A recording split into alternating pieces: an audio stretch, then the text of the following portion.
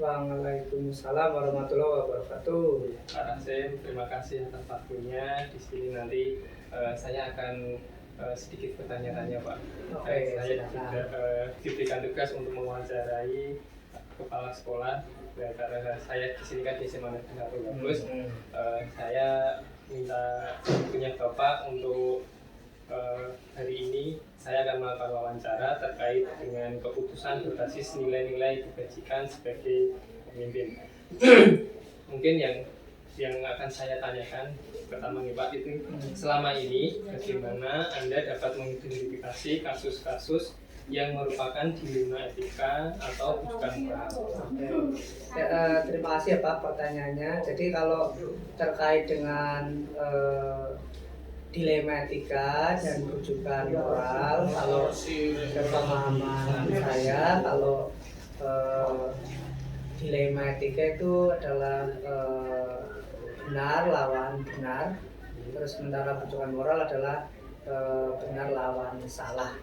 Ini kalau yang rujukan moral itu tentu ya lebih simpel dalam mengambil keputusannya, karena benar lawan salah gitu. Itu lebih simpel teknik pengambilan keputusannya.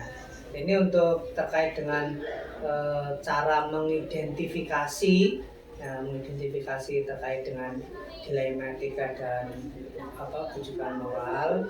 Itu yang pertama, saya memastikan peristiwanya itu sebenarnya seperti apa.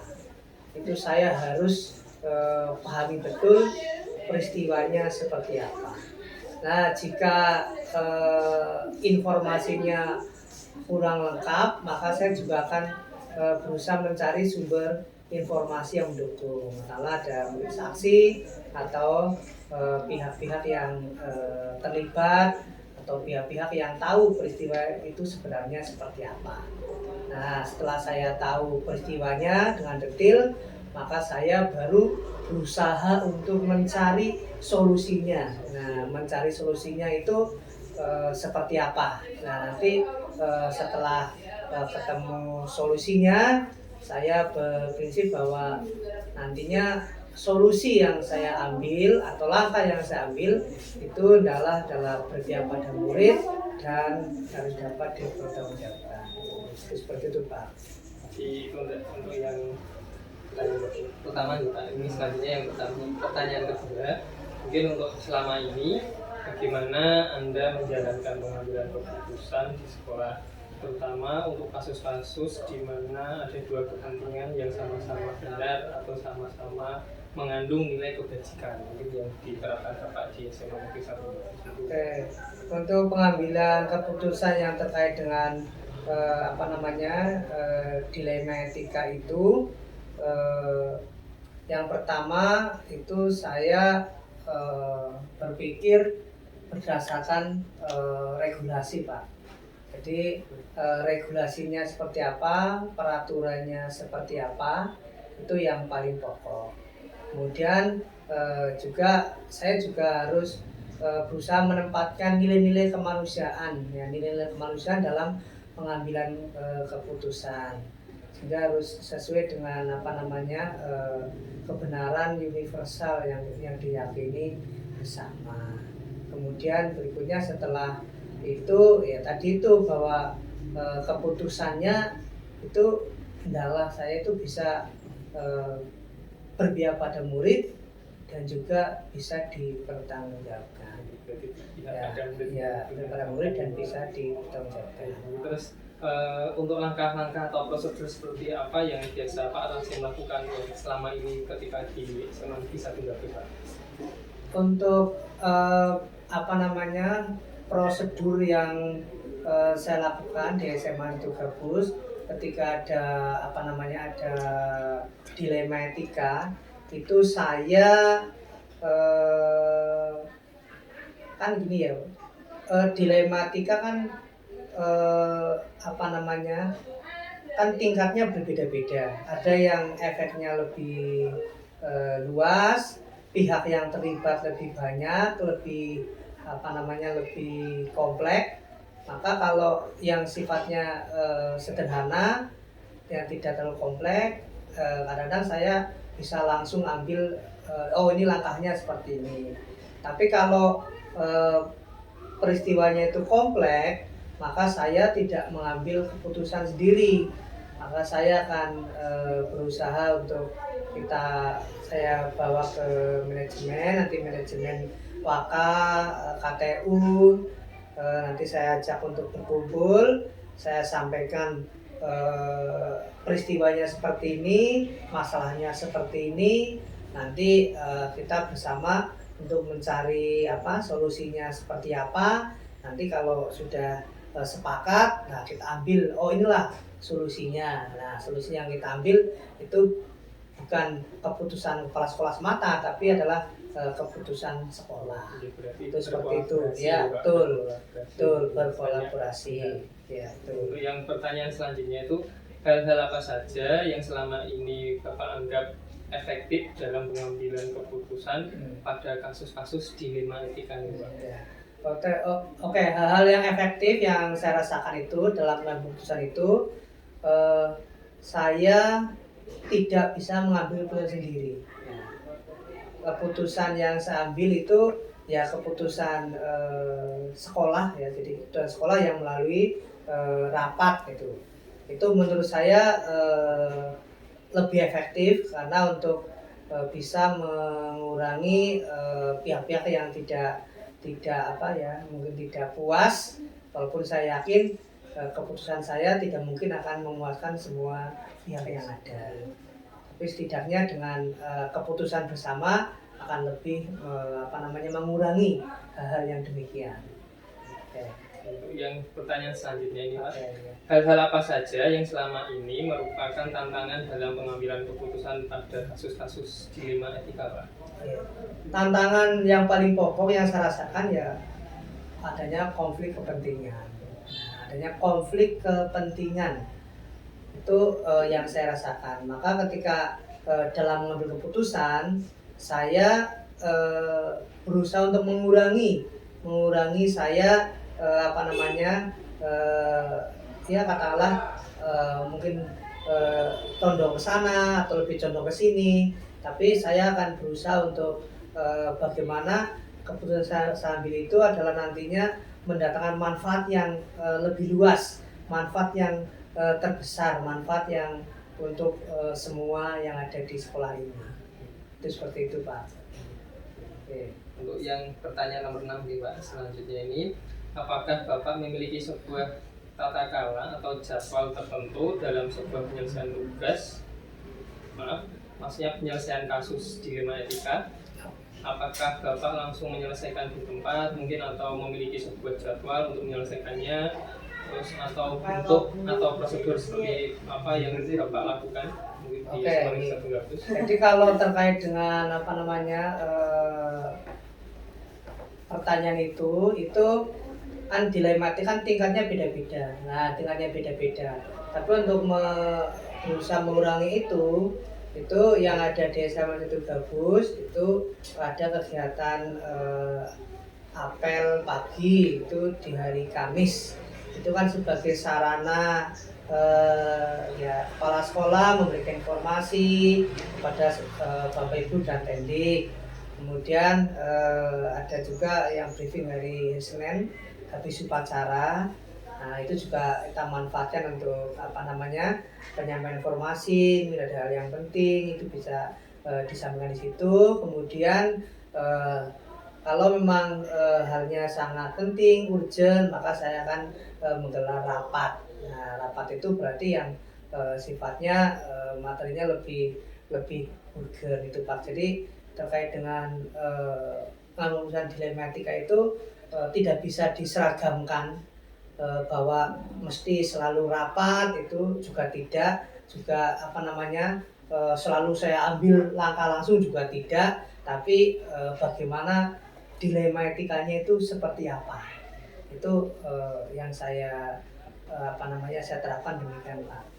Oke. Untuk yang selanjutnya gitu Pak, ini adakah seseorang atau faktor-faktor yang selama ini itu mempermudah atau membantu Pak Rasim dalam pengambilan keputusan dalam kasus-kasus dilema etika? Oke, ya. Faktor-faktor itu sangat sangat ada dan saya rasakan.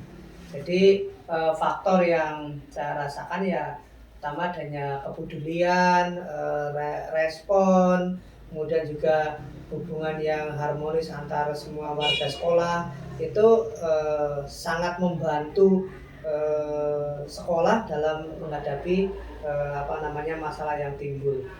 Kemudian pihak-pihak yang terlibat ya pasti itu ada mulai dari wakil kepala sekolah, terus juga ada KTU, guru dan dalam pendidikan itu juga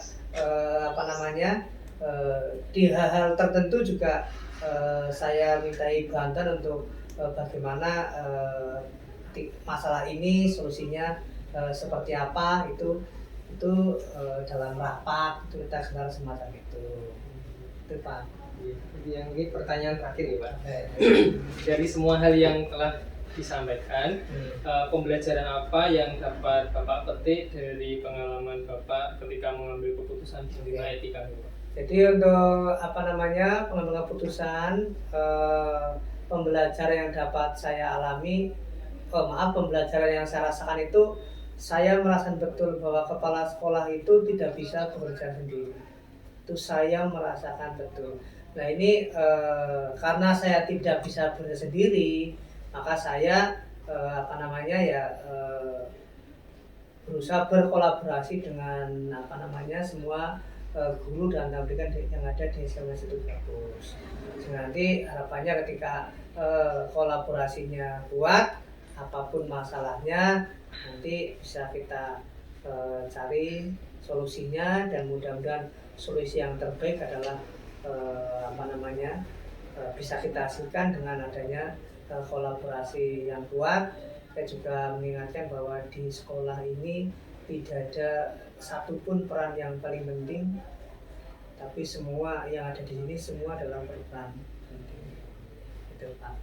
Terima kasih Pak Rasim atas waktunya. Semoga dari kegiatan wawancara yang barusan tadi bisa menambah kompetensi saya, terus bisa mendapatkan manfaat untuk pendidikan Pak.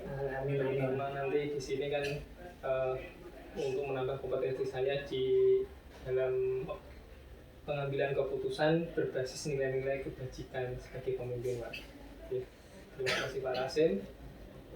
Wassalamualaikum warahmatullahi wabarakatuh. Waalaikumsalam. Assalamualaikum warahmatullahi wabarakatuh. Waalaikumsalam warahmatullahi wabarakatuh. Selamat siang Pak Aris. Maaf mengganggu waktunya. Oh, tidak apa-apa. Hari ini saya kesini mau melakukan kegiatan wawancara terkait tentang pengambilan keputusan yang berbasis nilai-nilai kebajikan. Mungkin dari pengalaman Pak Aris nanti ada beberapa pertanyaan terkait untuk pertanyaan yang pertama ini.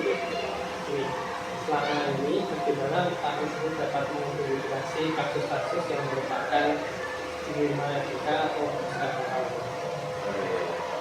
Kalau dilema etika itu kan pengambilan keputusan yang dua-duanya itu juga bagus ya, tidak bertentangan dengan diri kita atau mendapatkan kebajikan seperti itu. Tentang yang satu apa itu? Ini yang satu yaitu bujukan moral. Kalau bujukan moral ini kan bujukan moral ini seperti kita mengambil keputusan yang bertentangan dengan hati nurani kita seperti itu. Nah, untuk dilema etikanya biasanya saya dalam pengambilan keputusan ya kita dari kedua keputusan itu nanti kita pertimbangkan sebaik mungkin mana yang lebih baik menurut kami atau menurut saya. Ya walaupun sebelumnya itu kita melalui pertimbangan dari mana. Lanjut ke pertanyaan selanjutnya. Selama ini mungkin menurut Pak Kris itu bagaimana menjalankan pengambilan keputusan di sekolah Pak Kris, terutama itu untuk kasus-kasus di mana ada dua kepentingan yang sama-sama benar atau sama-sama mengandung nilai kebajikan. Kalau pengambilan itu seperti itu ya, yang pertama langkah saya itu sebelumnya saya komunikasi dengan Bapak Ibu guru lain. Kira-kira itu dari masukan-masukan itu yang bagus, yang mana kemudian saya olah pada diri saya. Itu sesuai dengan dari masukan itu menurut saya yang terbaik seperti itu. Terbaik. Karena itu sama-sama juga bagus seperti itu ya. Sehingga kita itu untuk meyakinkan itu ya juga ada masukan dari Terus yang selanjutnya, ini untuk langkah-langkah atau prosedur seperti apa yang Bapak biasa lakukan selama ini ketika melalui langkah-langkahnya. Ya langkah-langkahnya ini langkah-langkah dalam memutuskan seperti dilema etika ya kita lakukan, yaitu melalui dengan masukan dari teman atau rekan sekolah, karena ini sudah keputusan sekolah itu bersama, jadi kita minta masukan dari rekan, tapi yang memutuskan tetap kami atau sekolah. Jadi untuk pertanyaan selanjutnya ini hal-hal apa saja yang selama ini Bapak menghadapi dalam pengambilan keputusan pada kasus-kasus yang ada bersama sebelumnya etika? Ya, ini hal-hal yang saya anggap efektif dalam keputusan pada kasus dilema etika ini. Kita mempunyai keyakinan bahwa keputusan itu yang paling baik atau yang paling benar dari dua keputusan dari masukan tadi, dan kita analisa terus ini yang paling baik. Terus untuk selanjutnya lagi, mungkin hal-hal apa saja yang selama ini merupakan tantangan dalam pengambilan keputusan pada kasus-kasus dilema etika yang pernah Bapak alami? Ya, dalam ini tantangan yang kita alami dalam proses dilema etika, kadang keputusan itu bertentangan dengan prinsip kita, seperti itu.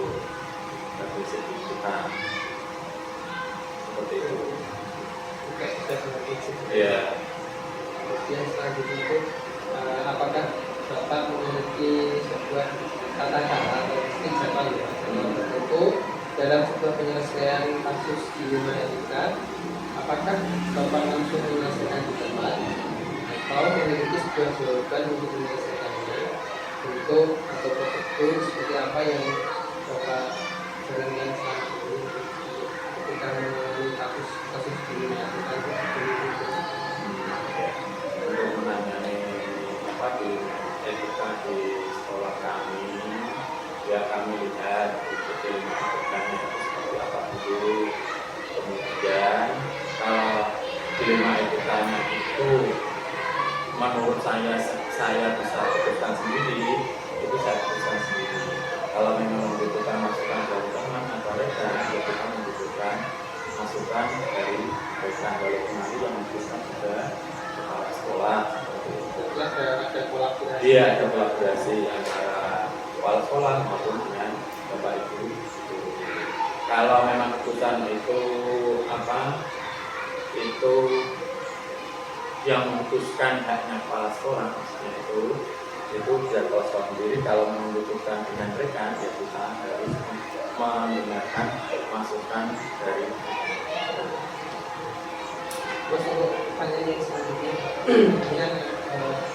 adakah seseorang atau faktor-faktor apa yang selama ini mempermudah atau memperlukan dalam mengambil keputusan dalam kasus-kasus kriminalitas? Ya, ini juga dari dalam diri kita, kemudian dari eksternal, dari luar ada.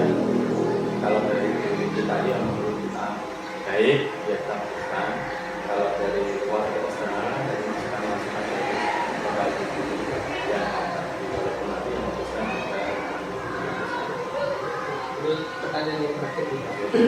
Ini dari semua hal yang telah disampaikan, mungkin pembelajaran apa yang dapat Bapak petik dari pengalaman Bapak ketika mengambil keputusan pribadi? Oh ya, dari hal memutuskan untuk itu ya, ini menurut saya itu untuk memutuskan memang sulit, butuh dengan pertimbangan, karena ini permasalahan juga sama-sama baik, sehingga kita cari yang paling baik yang mana begitu. Ya. Diambil yang paling baik. Ya, yang paling baik. Terima kasih Pak Lee atas waktunya telah berkenan untuk saya bahas. Semoga dengan wawancara ini dapat memberikan kontribusi bagi kita.